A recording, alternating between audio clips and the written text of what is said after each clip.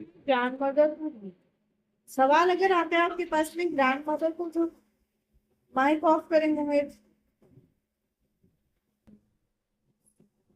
if the question comes भाई grand mother को read करने की जरूरत क्या थी आपके पास में, तो ग्रैंड मदर को रीड करने की जरूरत इसलिए नहीं लगी उनको क्योंकि उनको अपने आप को इंडिपेंडेंट करना। She wanted to be independent. समझ में आ रही है? तो ये जो चैप्टर आपके पास में, ये चैप्टर हमें इंसिडेंट के बारे में बताता है जिसमें राइटर अपना एक इंसिडेंट शेयर कर रहा है कि उसकी ग्रैंड मदर डिसाइड करती कि टू गेन इंडिपेंडेंस उन्होंने डिसाइड किया कन्नड़ भाषा को, कन्नड़ भाषा की जो है वो अल्फाबेट्स को सीखेंगी at the later age of her life आपके पास, because every shot she was amazing. अपने फैमिली के सारे काम कर रही है, अपने बच्चों को, अपने बच्चों के बच्चों को आगे पढ़ा रही है, मैनेज कर रही है घर का बजट, फाइनेंशियल नीड्स कर रही है, सब कुछ।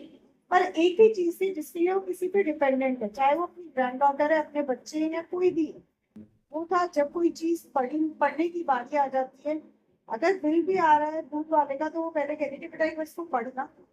तो she wanted to be independent.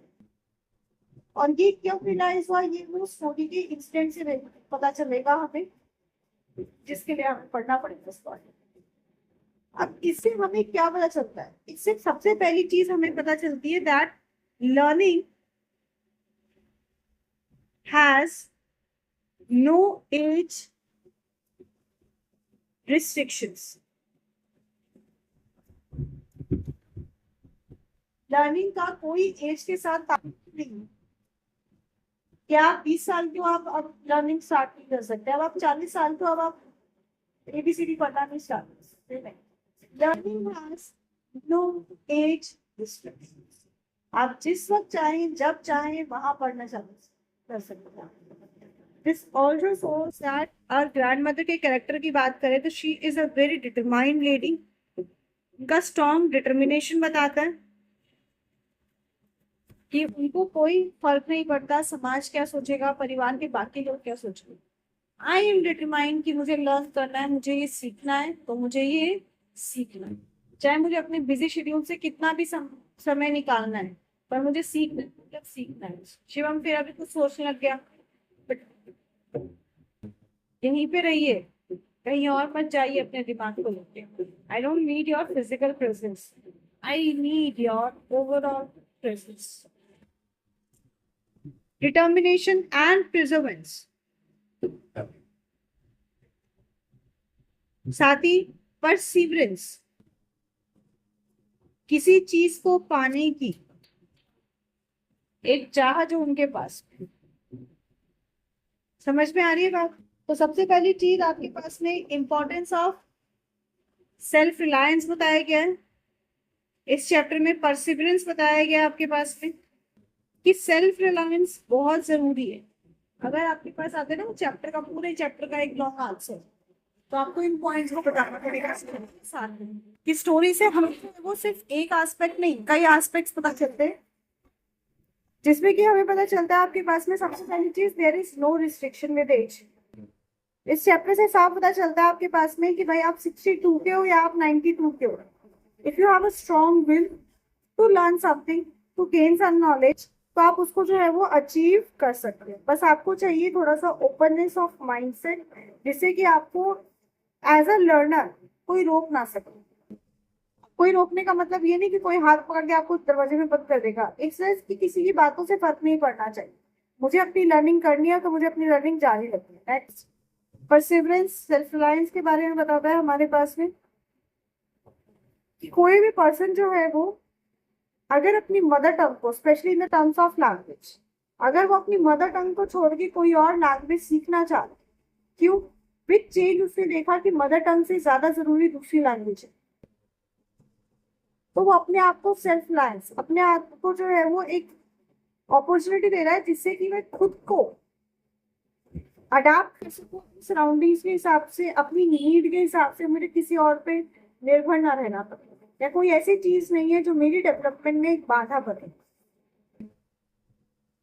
इसके साथ एक इम्पॉर्टेंट एस्पेक्ट बताया, that is role of teaching. Role of teaching.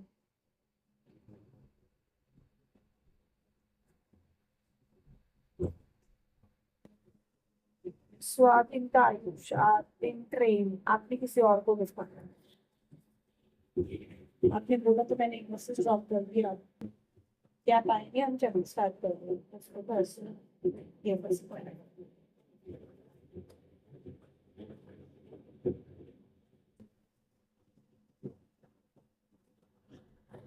Role of teaching आपके पास, दैट टीचर सिर्फ आपके पास में नॉलेज या विजडम को इम्पार्ट नहीं करते, but at the same time अगर आपने, क्योंकि हम ऑब्वियसली चैप्टर रिवाइज कर रहे हैं तो आप एक बार पढ़ चुके हैं, अगर वो बच्ची अपने दादी की बात पे लगातार हंसती रहती, मजाक बनाती रहती, तो obviously may be at a point आके दादी रुक जाती। क्या डिसअपॉइंट हो जाती और डिमोटिवेट हो जाती।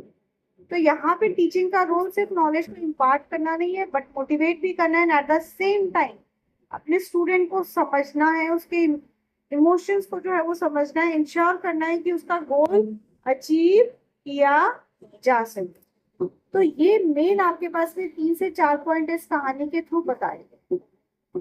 कैसे कहानी में ही चलते हैं। कहते हैं when I was a girl of about 12, I used to stay in a village in North Karnataka with my parents. कौन बता रहे हैं? हमारी जो राइटर है वो बता रहे सुधा मूर्ति जी। इनकी जो लैंग्वेज आपके पास है वेरी सिंपल लैंग्वेज यूज करती है, कोई कॉम्प्लिकेटेड लैंग्वेज नहीं करती, easy to depart emotions, easy to catch emotions आपके पास। कहते भाई जब मैं एक लड़की थी, कितने साल की? 12 साल।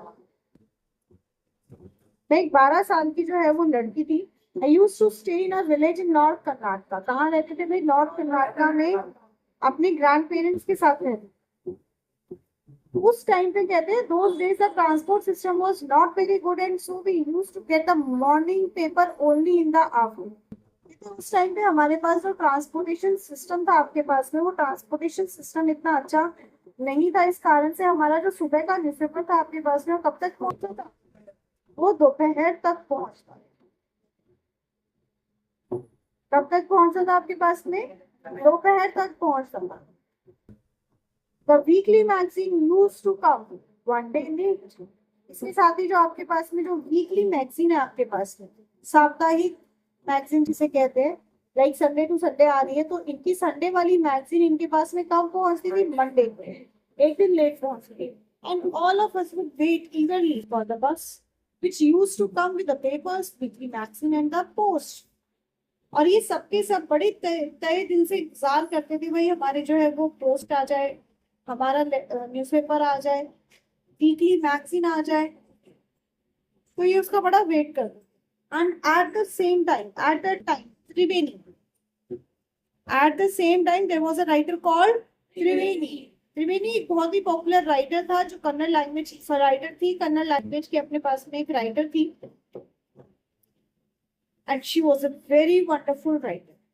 वो बहुत ही अच्छी राइटर थी। अच्छी राइटर कब कहते हैं? राइटर एक अच्छा तब होता है जब वो ऑडियंस के या रीडर्स के इमोशंस के साथ में कनेक्ट कर सके। समझ में आ रही बात? जब इमोशंस के साथ में टोटली कनेक्ट कर सके तब हम कहते हैं कि भाई वो अच्छी राइटर थी। She was a wonderful writer, her style was easy to read. क्यों भी अच्छी राइटर? आपको कैसे पता चलता है कि वो अच्छी राइटर है? Because her style was easy to read, आसानी से आप पढ़ सकते हैं, and very convincing, and very convincing आपके पास। उनका स्टाइल बहुत इजी है समझने का और बहुत कन्विंसिंग है। मतलब ऐसी कहानी नहीं बताई गई कि आप सोचो अबे ये कैसे हो सकता है, पॉसिबल। Everything is logical. समझ में आ रही बात? Everything is logical. वो एकता कपूर वाले सीरियल्स में भाई कहीं से नागिन आ गया, कहीं से बाघ आ गया, कहीं से जो भी नेवले शेवले आ गए और वो हवेली में शांत करते हुए रह रहे हैं। That's a very total imaginative world और उस इमेजिनेटिव में भी रिलेट करना समझ नहीं आता। Like I can relate Harry Potter, I can relate Harry Potter, it also imaginative world कि भाई एक 9/3/4 प्लेटफॉर्म है, इस प्लेटफॉर्म से आपको घुसना है, बट फिर भी थोड़ा बहुत वो समझ में आता है। ये वाला नहीं समझ में आया। ये नहीं समझ में आता कि बाप मरा कोई मिल गया, बाप मरा कोई मिल गया, तो कल होना होगा वो पता नहीं ऋतिक रोशन की क्या थी वो, जादू जादू वाली कोई मिल गई थी। हाँ तो वो मरा और बेटा डिट्टो बाप की कॉपी मिल गया भाई। यहाँ तो ट्विन ट्विन में एक 10% फर्क मिल जाता है और वो बाप और बेटे में फर्क नहीं है। इंडियन दुकानों पे किसी फोटो पे हार्ट टेक लगाओ, सेम मिलते हैं नीचे सेम कैसे सेम ऑलमोस्ट डिट्टो कहाँ होता है यार, ऑलमोस्ट से देखे तो मैंने कहा ना 10% तो फर्क होना चाहिए, बट उसमें 10% भी फर्क नहीं होता। एग्जैक्ट पृथ्वी ओशन की चिता जली है, एग्जैक्ट पृथ्वी ओशन 10 साल बाद चल रहा है, तो ये चीज समझ में नहीं आती। छठो इस चीज को, तो ये कन्विंसिंग नहीं है। जब आप कन्विंसिंग का बोल रहे हो, कन्विंसिंग मतलब जिसको कि आप रिलेट कर सको। अगर उसमें कोई ऐसी घटना भी हुई है कि ट्रेन चल रही थी, चलते चलते ट्रेन का जो है वो ट्रैक बदला और एक डिब्बा उलट गया, तो उसको भी हम समझ सकते हैं कि भाई लाइन जॉइन जो है सही नहीं हुई। ओके, यहाँ से एक चीज याद आई, आजकल न्यूज में पता चल रहा है कि यूरोपियन कंट्रीज में बहुत ज्यादा गर्मी पड़ रही है, ब्ला ब्ला ब्ला ब्ला। सो सम स्टूडेंट आस्क्ड मी, दीदी टेम्परेचर बताना कितना है, कल या परसों की बात है। मैंने कहा भाई 41। भैया आपने न्यूज देखी, फलाने कंट्री में रोड पिघल गया, फलाने कंट्री में लाइट पिघल। मैंने कहा नहीं देखी, मैं कल से खुद ही बोल रही हूँ भाई गर्मी बहुत है, पानी की बोतल लेके आओ पानी। हाँ वार्निंग बोतल आयो बेटा, मैं कल से वापस भेज दूंगी, आज तो मौसम ठीक है इसलिए कुछ कह नहीं रही हूँ, कल से होना चाहिए। मैंने कहा हाँ बेटा गर्मी है इसलिए। कहता दीदी वहां पे टेम्परेचर 36-38 है, 34 से 38 के बीच में रेंज कर रहा है। तब ऐसा कैसे है कि वहां पिघल रहा है और हमारे यहाँ कुछ नहीं पिघल रहा है? Can you guys explain this?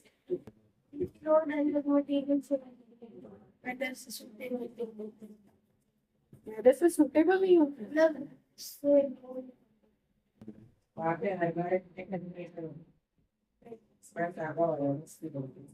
तो हमारा हर बार 48-49 नहीं होता।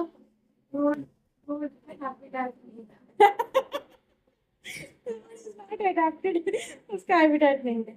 हाँ पार्शली करेक्ट हो आप लोग, but not completely, it's partially correct आपके पास में। ऐसा क्यों है? देखो जब भी ये रोड बनाए जाते हैं या ट्रैक्स बनाए गए, रेलवे ट्रैक बनाए गए या रेड लाइट्स वगैरह बनाए गए, इट्स कि आपके वहां के जो मैक्सिमम टेम्परेचर है ना उसको ध्यान दें। रेलवे ट्रैक अगर बनाए गए, जैसे हमारा मैक्सिमम टेम्परेचर क्या 48-49-50 ऐसे, तो इससे 20 डिग्री ऊपर ले जाओ। क्यों? क्योंकि जब ट्रेन चल रही है तो ऑब्वियसली फ्रिक्शन हो रहा है, कंप्रेशन हो रहा है, तो टेम्परेचर इंक्रीज हो, तो 20 डिग्री ऊपर ले जाओ। मतलब हमारे जो ट्रैक्स वगैरह बनाए गए हैं वो 70-80 टेम्परेचर झेलने के हिसाब से बनाए गए। अब वहां पे आपका नॉर्मल टेम्परेचर हार्डली 24 तक जाता है, मतलब जाता भी नहीं है 24, जाता भी नहीं है, वहां पे तो और भी कम रहता है क्योंकि पंखे ही नहीं इस्तेमाल किए बंदों ने कभी। हाँ वो सब अभी करवा रहे हैं सीलिंग से, अब क्या हम क्या कर सकते हैं?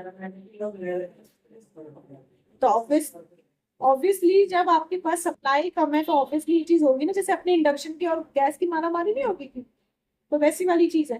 तो वहां तुम मान लो कि जो रोड्स वगैरह बनाए गए हैं वो 24-25, ज्यादा से ज्यादा 30 तक का कर लिया वो हमने कि भाई वो 10-20 का उन्होंने मार्जिन दे के भी 30 तक का बना दिया। तो 38 पे अब कोई जाएगा तो ऑब्वियसली पिघल जाएगा, कंप्रेशन होएगा, अपना फ्रिक्शन बनेगा। तो दैट्स द थिंग, से हाथ रखो, दैट्स द थिंग। साइंस के बच्चे हो, साइंस की तरह सोचा करो। एक दिन आ रही थी तो मैंने सुना, बहुत बूढ़े बूढ़े लोग थे, कलयुग है, पापी ज्यादा होंगे इसलिए वहां पे ऐसा हो। लाइक अरे आजकल ऐसा कुछ नहीं है। मतलब अब हमने अपने इन्वायरमेंट के साथ इतना खिलवाड़ कर दिया है कि बताओ टेम्परेचर इतना वेरिड हो रहा है, तो अपने इन्वायरमेंट के साथ खिलवाड़ भी थोड़ा कम करना चाहिए। आगे come back to the topic. तो उनका स्टाइल आपके पास में बड़ा इजी टू अंडरस्टैंड, मतलब every person can read it and get convinced कि हाँ भाई ऐसा हो सकता है। हर story is usually dealt with complex psychological problem. अब जो इनकी कहानियां हैं आपके पास में, किसकी, त्रिवेणी की, किसकी, त्रिवेणी की आपके पास में, वो complex psychological problem. Now that doesn't mean कि कोई साइकोलॉजिकल बीमारी, डिसलेक्सिया, इन सब के बारे में, ऐसे कोई बीमारी के बारे में बात हो रही है, नहीं। And dyslexia is also learning disorder, it's not a psychological आपके पास में। एंग्जाइटी है, ऐसी कोई चीज की बात नहीं हो रही है। मतलब इनका कहना है कि साइकोलॉजिकल प्रॉब्लम, मतलब जो इनकी कहानियां हैं वो emotional and mental state of human person के साथ डील करती है। Emotional and mental state of human, human mind. अगर आपके पास क्वेश्चन आता है what type of psychological problems are referred, तो भाई साइकोलॉजिकल प्रॉब्लम्स की बात नहीं हो रही है, पर्सन के ह्यूमन के इमोशनल एंड मेंटल स्टेट की बात हो रही है आपके पास में। लाइक लोनलीनेस एक बहुत ही आम बात है आपके पास में, कि बच्चे बड़े हुए, पढ़े लिखे, और उसके बाद में काम, कमाई के लिए, करियर के लिए वो दूसरे उसमें स्टेट में चले गए काम करने के लिए। तो जो पीछे पेरेंट्स रहते हैं दे डील विद लोनलीनेस, तो ऐसी प्रॉब्लम्स के बारे में डील करता है in the lifes of ordinary people and were always very interesting. तो ऑर्डिनरी पीपल, आम जनता जो आपके पास में, उनके किस तरह की प्रॉब्लम्स के बारे में बड़ी इंटरेस्टिंग होती, ठीक है। मोहित जी रिस्पॉन्स भी दीजिए बेटा, मुझे पता कैसे चलेगा। तो दो पैराग्राफ, हाँ जी, तो दो पैराग्राफ में हमने क्या देखा कि राइटर हमें बता रहा है कि जब वो एक 12 साल की लड़की थी, वो अपने गांव में रहती थी नॉर्थ कर्नाटका में अपने ग्रैंड पेरेंट्स के साथ में। और उस समय जो है वो आपके पास में ज्यादा डेवलपमेंट नहीं थी, ट्रांसपोर्टेशन सिस्टम अच्छा नहीं था, जिस कारण से आपके पास में मॉर्निंग न्यूज़पेपर्स, वीकली मैगजीन्स वगैरह टाइमली नहीं पहुंचते थे। मॉर्निंग न्यूज़पेपर आफ्टरनून तक पहुंचते थे, वीकली मैगजीन एक दिन अगले दिन आपके पास में पहुंचते थे। बस लेके आते थे उनको। तो बस जब आपके पास में आ रही है, बस भी आपके पास ऐसा नहीं कि अभी जैसे हमें 10-10 मिनट में मिल जाती है। बस भी आपके पास में शेड्यूल्ड होती थी, लाइक मॉर्निंग में आ रही है, आफ्टरनून में आ रही है, ऐसे 2 या 3 राउंड उसके शेड्यूल्ड होते थे। तो तब वो लेके आते थे उसके लिए लेटर्स, मतलब जितना भी पोस्टल्स है आपके पास में, इंग्लैंड लेटर्स है, टेलीग्राम की पोस्ट है, वो सारे पोस्ट लेके आएंगे आपके पास, मैगजीन लेके आएंगे, न्यूज़पेपर्स वगैरह लेके आएंगे, कोई भी ऐसा राइटिंग मटेरियल आपके पास में उसको लेके आएंगे। अब उस समय पे आपके पास में एक राइटर थी, कन्नड़ लैंग्वेज की राइटर, दैट वाज त्रिवेणी, जो बहुत ही ज्यादा पॉपुलर थी एंड बहुत ही अच्छी राइटर भी थी। क्यों? क्योंकि वो बहुत अच्छे से कनेक्ट कर पाती थी ऑर्डिनरी पीपल्स के साथ में। उसका जो लिटरेचर कंटेंट होता था वो इतना soft and easy to understand होता था कि बूढ़े से बूढ़ा और जवान से जवान बच्चा जो है वो उसको अच्छा आसानी से पढ़ लेता था, क्योंकि लोगों के इमोशनल और मेंटल स्टेट ऑफ माइंड के साथ में लिंक था और काफी इंटरेस्टिंग होता था पढ़ने के लिए। पर यहाँ पे एक मिसहैप भी हुआ था कि जो हमारे कन्नड़ लिटरेचर थे उसमें ये जो हमारी राइटर है, त्रिवेणी राइटर है, ज्यादा लंबे समय तक नहीं रही थी, उनकी जल्दी मौत हो गई। So unfortunately for Kannada literature she died very young. Unfortunate मतलब बदकिस्मत है कि भाई अगर वो जिंदा रहती तो इसका मतलब वो हमें और अच्छे मास्टरपीस ऐसे दे पाती। But that was very unfortunate Kannada literature के लिए कि वो राइटर जो है वो इतनी टैलेंटेड राइटर, इस लाइन का मतलब ही यही है आपके पास कि इतनी टैलेंटेड राइटर हमारे पास में हमें एक जल्दी एज पे छोड़ के चली गई, और वो हमें अपने जो है वो ज्यादा राइटिंग्स को नहीं दे पाई थी। Even now after 40 years people continue to appreciate her novels. आज भी लगभग 40 साल बाद लोग उनके नॉवेल्स को अप्रिशिएट करते हैं। जैसे महादेवी वर्मा, अपने हिंदी लिटरेचर में बात करें, प्रेमचंद, हरिवंश राय बच्चन, जयशंकर प्रसाद निराला, सूर्यकांत त्रिपाठी, ये जितने भी ऐसे आपके पास में हैं, इनके लिटरेचर्स को हमने ना इमेज देखी इन बंदों की, ना हमने इन बंदों को रियल में देखा, ना हमने इनको कुछ कहते हुए सुना, बट वो स्टोरीज इतनी कनेक्टेड है कि आप उनको अभी भी पढ़ते हो और अभी भी आपको लगता है रियलिस्टिक है। जबकि जिस समय में वो कहानियां लिखी गई उस समय में और अभी के समय में जमीन आसमान का फर्क हो चुका है, बट स्टिल राइट। तो सेम चीज है आपके पास कि जो हमारी राइटर थी, बड़ी यंग एज पे लिखती थी, पर ये इतना रिलेटिव कंसेप्ट लिखती थी, इतना इंप्रेसिव कंसेप्ट लिखती थी कि लोग बहुत आसानी से कनेक्ट हो जाते थे। और 40 साल भी हो चुके हैं, 40 से भी ज्यादा हो चुके हैं अब तो, अभी भी इनकी जो स्टोरीज है उनका एक बहुत ही इंप्रेसिव इफेक्ट देखने को मिलता है। They are very relative, easy to read and convincing, और लोग उनको अभी भी पढ़ते हैं। One of her novels called Kashi Yatri, उस वक्त जो इनकी एक नॉवल बहुत चर्चित थी, कब की बात है, जब ये हमारी जो हमारी राइटर है सुधा मूर्ति है, 12 साल, तो इनकी एक नॉवल है Kashi Yatri, was appearing as a serial in Kannada weekly Karmaveera. Karmaveera is a weekly magazine. Karmaveera क्या है आपके पास में? This is a weekly magazine. Novel का नाम यस। इस मैगजीन में एक नॉवल की story as a serial print हो रही थी, and that novel is Kashi Yatri. As a serial का मतलब क्या है? जो एपिसोडिक स्टोरीज होती है आपके पास। अब नॉवल तो हो गई भाई आपके पास 1000, 1500, 2000 पेजेस की एक साथ, उसको जो चैप्टर्स हैं या उसके सीन्स को है उसको आपने एक सीरियल स्टोरी में कन्वर्ट किया है ना। आप सीरियल के हिसाब से आप एपिसोड 1, एपिसोड 2 प्रिंट कर रहे हैं, तो वीकली मैगजीन में आती है। मान लो today is Wednesday, it's a Wednesday weekly magazine, तो आज एक एपिसोड आया तो अब अगला एपिसोड का क्रेज हो जाएगा कि भाई नेक्स्ट वेडनेसडे आएगा। और क्या कौन सी भाषा में आता था? कन्नड़ भाषा में। कौन सी भाषा में? कन्नड़ भाषा में। So it is a story of an old lady and her ardent desire to go to Kashi and Varanasi. दो चीजें समझने की बात है, पहली ओल्ड लेडी, दूसरा उनके पास एक आर्डेंट डिजायर था टू गो टू काशी और वाराणसी आपके पास में। तो ये कहानी जो आपके पास में है, कौन सी? काशी यात्री। ये कहानी आपके पास में बूढ़ी औरत के बारे में। किसके बारे में? बूढ़ी औरत के बारे में आपके पास में, जो कि आर्डेंट डिजायर का मतलब क्या है? वेरी एंथुसियास्टिक, पैशनेट वन, भाई जो मुझे सोने ना दे। She has a very enthusiastic person और वेरी पैशनेट डिजायर कि भाई मुझे कुछ ना कुछ करके इसको तो पाना ही पाना।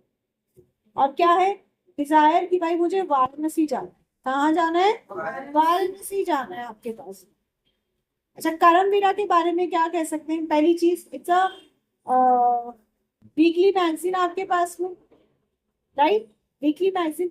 नेक्स्ट, सीरियल स्टोरी उसमें आ रही है। सीरियल स्टोरी का मतलब क्या हो गया? सीरियल कौन देखता है? फैमिली साथ में बैठ के देखती है आपके पास। दैट मीन्स करमवीरा कैसी मैगजीन है आपके पास में? एक it's a family interest magazine. कैसी मैगजीन है? क्या? फैमिली इंटरेस्ट मैगजीन, की भाई इसको परिवार के हर तबके के लोग, मतलब छोटा बड़ा बूढ़ा सब देखते हैं, आदमी औरत सब पढ़ सकते हैं। जिसमें कहानी आ रही है आपके पास में उस बूढ़ी औरत की जो कि काशी यात्री जाना चाहती है, सॉरी काशी या वाराणसी की यात्रा करना चाहती है। दैट मीन्स ये जो लेडी है बहुत ही रिलीजियस स्पिरिचुअल थॉट की है, right? She is very religious कि भाई मुझे मरने से पहले यहाँ तो जाना ही है, दर्शन करने ही है। कहाँ? भगवान जी के दर्शन करने।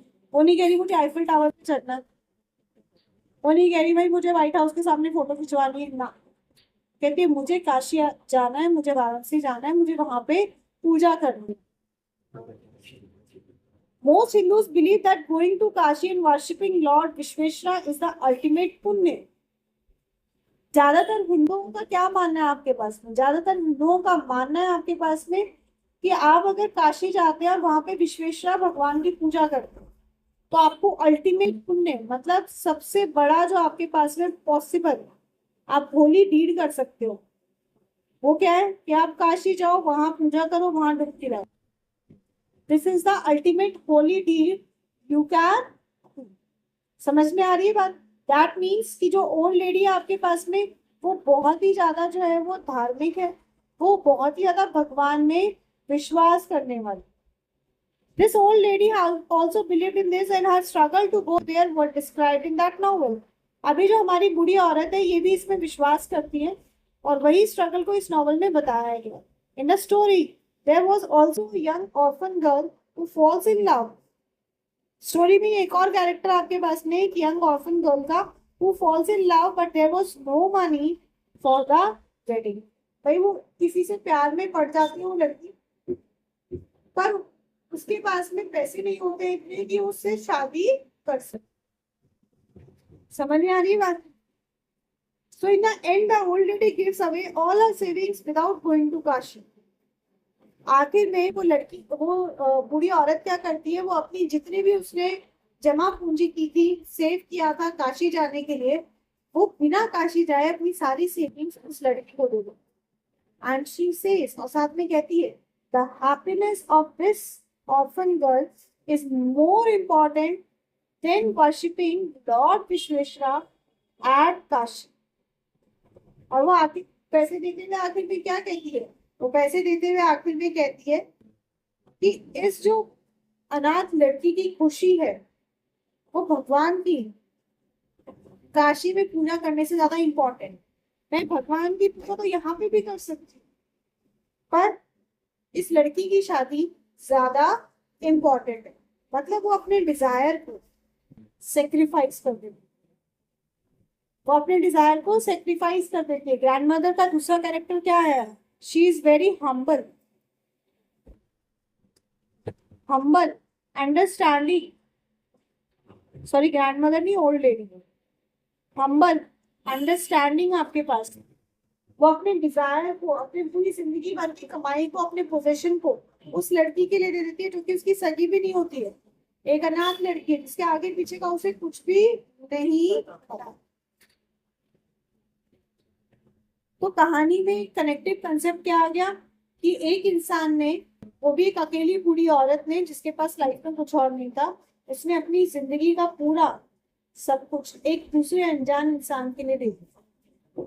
That's a strong emotion that connects people together. Now my grandmother Krishtaka, जो हमारी दादी है उनका नाम क्या है, नेवर वेंट टू स्कूल, वो कभी स्कूल नहीं गई, so she could not read, वो पढ़ नहीं सकती भाई क्योंकि वो स्कूल कभी गई नहीं है, क्योंकि वो कभी स्कूल नहीं गई तो वो कभी पढ़ नहीं, वो इस चीज को पढ़ नहीं सकती। But every Wednesday the magazine would come, magazine तो आएगी, वो तो ये थोड़ा देखेगी गांव में पढ़े लिखे लोग हैं अनपढ़ लोग हैं, नहीं भाई मैगजीन तो आएगी। And I would read the next episode two of this story to her, and during that time she would forget all her work and listen with greatest concentration। भाई हर बुधवार को मैगजीन आती है और मैगजीन के आते जो हमारी सुधा मूर्ति राइटर है, इनकी ड्यूटी होती है कि इनको जो है वो अपनी दादी को वर्ड टू वर्ड एक एक शब्द उस कहानी का पढ़ के सुनाना।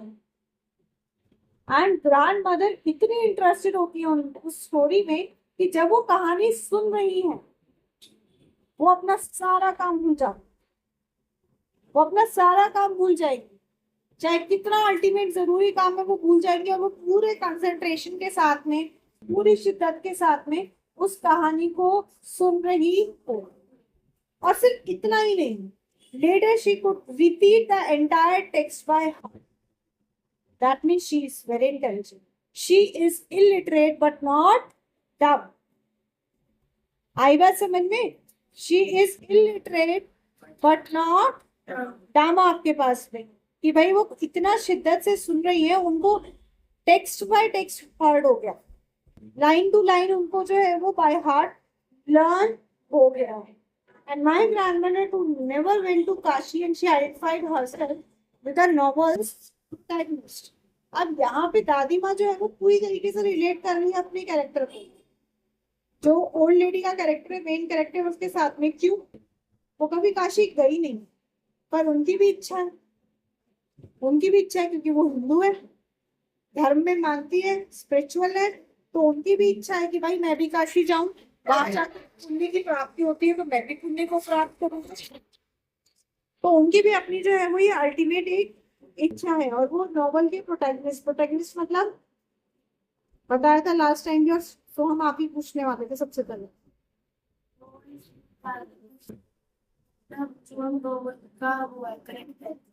मेन कैरेक्टर या मेन हीरो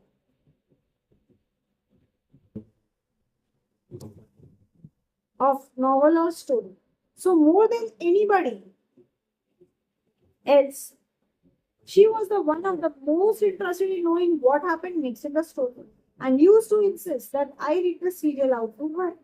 तो किसी और से भी ज्यादा कहते मैंने किसी और को तो उसमें इंटरेस्टेड नहीं देखा कि भाई कोई इतना इंटरेस्ट गया सबको पसंद है पर ऐसा नहीं सबकी दुनिया रुक जाएगी अगर कहानी आ गई और आपने कहानी नहीं सुनी पर मेरी दादी को ऐसा लगता था कि भाई कहानी नहीं सुनी तो उनकी दुनिया रुक जाएगी क्यों उनको बहुत रिलेट हो रहा था शी वॉज डायरेक्टली रिलेटिंग अगर वो ओल्ड लेडी कुछ कर रही है तो वो एज्यूम कर रही थी वो काम वो कर रही है अगर ओल्ड लेडी सही से काशी पहुंच जाती तो वो एजम्पशन में रहती कि भाई मैं भी काशी पहुंच गई तो इसलिए वो अपने आप को टोटली उसके साथ में रिलेट कर पा रही थी और क्योंकि वो इलिटरेट थी तो इसलिए वो इसलिए कहती थी हमेशा कि भाई मुझे चैप्टर पढ़ के सुना मुझे वो चैप्टर पूरा पढ़ के सुना दो क्यों because she could not resist her curiosity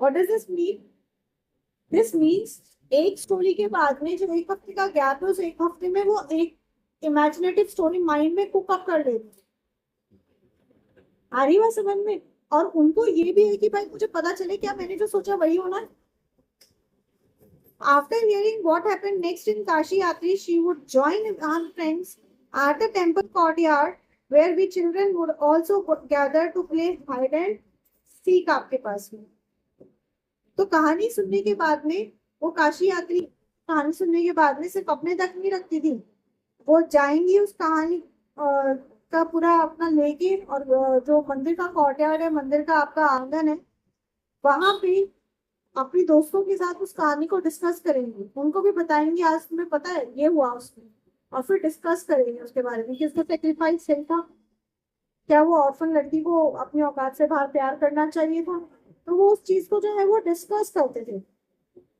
बाकियों के साथ में जहाँ पे बच्चे क्या करते थे हाइड एंड सीख खेला करते थे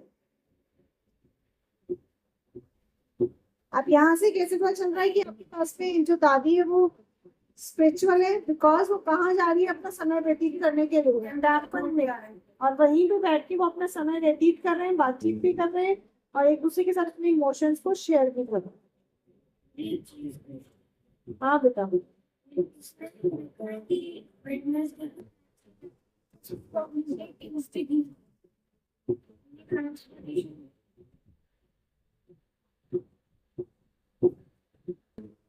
ट्यूसडे मैक्सिमम थी वेडनेसडे को उनके पास पहुंचती थी वो पेज कंप्लीट करा दूं नेक्स्ट वाला शी वो डिस्कस द नेक्स्ट हाँ मोहित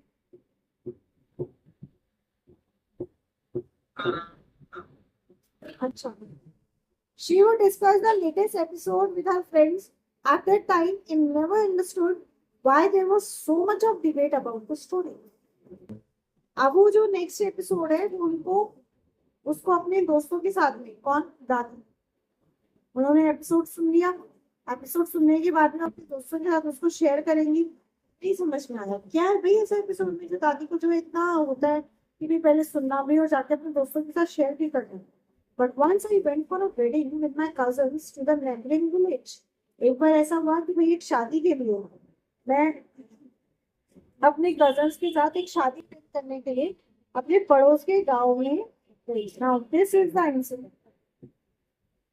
द इंसिडेंट जिसने रियलाइज किया कराया दादी माँ को कि आपको इंडिपेंडेंट होना पड़ेगा अब उस समय में वेडिंग ऐसी नहीं होती थी आज के टाइम की भाई आज गए कल विदाई रिसेप्शन 2 दिन में केस करना नहीं उस दिन में जो आपके पास शादियां होती थी वो एकदम फेस्टिवल की तरह होती थी now that doesn't mean Ambani वाली होती थी शोशे वाली नहीं फेस्टिवल होते थे जिसमें इमोशंस होते थे आपकी रिश्तेदार चाहे जिससे आप सालों से नहीं मिले वो रिश्तेदार से आप मिलोगे सारा परिवार साथ में मिलके बैठेगा लड़की के कपड़े लड़कों के कपड़े तैयार करेगा शादी की चीजें तैयार करेगा पेंटिंग्स तक आपके बनाई जाती थी साथ में खाना बनेगा सब साथ में खाना बैठ के खाए so those were like festivals एक बहुत बड़ा ग्रैंड इवेंट होता था वी चिल्ड्रन एंजॉयड आवरसेल्व्स और बच्चों को सबसे ज्यादा इससे मजा आता था क्यों भाई कोई इन पे रिस्ट्रिक्शन करने वाला नहीं पूरे दिन खेलो कोई दिक्कत नहीं पूरे दिन मिठाई खाओ कोई दिक्कत नहीं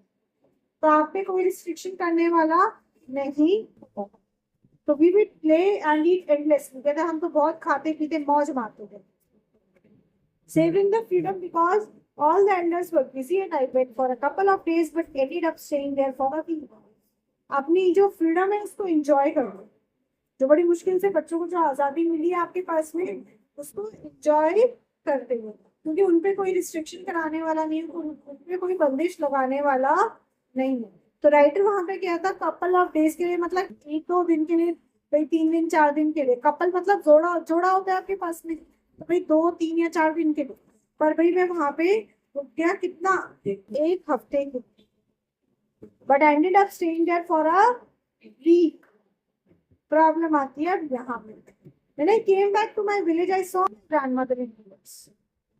जब मैं वापस आई मैंने क्या देखा, भाई मेरी दादी माँ क्या है, आंसू में है भाई, रो रही है वो, उनकी आंखें भरी हुई हैं। और मैंने कभी अपनी दादी को जो है वो रोते हुए नहीं देखा, मतलब उनको इमोशन नहीं देखा। That means she was hurt, hurt badly, right, she was very sad. मेरी दादी यहाँ पे आपके पास में क्या है, बहुत दुखी थी। आई वॉज सरप्राइज्ड, देख के राइटर चौंक गया। छोटा बच्चा है जिसने अपनी दादी को हमेशा चेयरफुल देखा है, बच्चों के साथ खेलते हुए देखा है, घर वालों पे कमांड करते हुए देखा है, उसको आप आंसू में देखो और शॉक। और I had never seen her cry even in the most difficult situation. चाहे कितनी भी डिफिकल्ट सिचुएशन हो, चाहे कोई फाइनेंशियल क्राइसिस हो या कोई छोड़ के चला गया घर, किसी की मौत हो गई, तब भी दादी जो है वो रोती नहीं।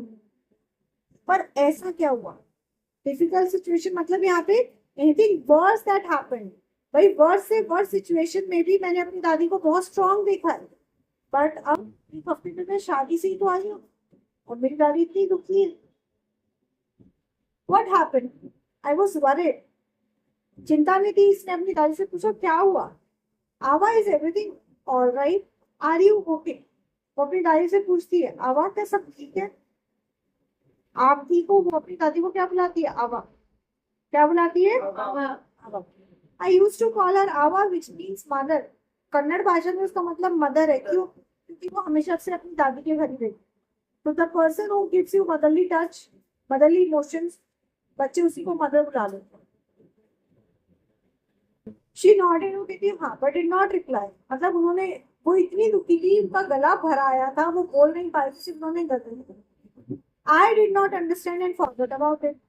बच्चा है, अभी ये कर रहा था, अचानक से दूसरी तरफ ध्यान वो भूल जाता है। तो भाई उस वक्त तो समझ में नहीं आया, तो छोड़ो, लग गया अपने खेल में। The night after dinner we were sleeping in the open terrace of our house. तब की बात है जब बच्चे जो है वो खुली हवा में सो गए थे, पंखे के गुलाम नहीं थे, एसी के गुलाम नहीं थे।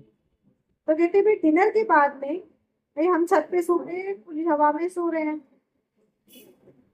It was a summer night and there was a full moon. कहते समर नाइट है, क्लियर स्काई, आपके पास फुल मून हमें नजर आ रहा है। Awa came and sat next to me. Her affectionate hands touched my forehead. और हम उसमें लेटे हुए हैं और सामने से आवा आ रही है और मेरे बगल में बैठ जाती है। किसके, राइटर के बगल में, सुधा मूर्ति के बेड के बगल में। और उनके जो अफेक्शनेट हैंड्स है, मतलब affectionate is like full of love, care, the warmth. उनके हाथों में जो उनको वार्मथ महसूस हो रही है, नरमी महसूस हो रही है, वो इनके फोरहेड को, माथे को टच करती है।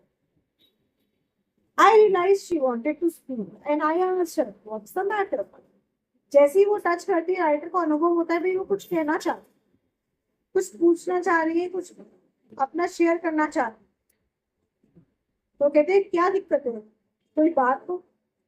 अब क्या बात है, अगली क्लास में जाती है, आज के देखते हैं।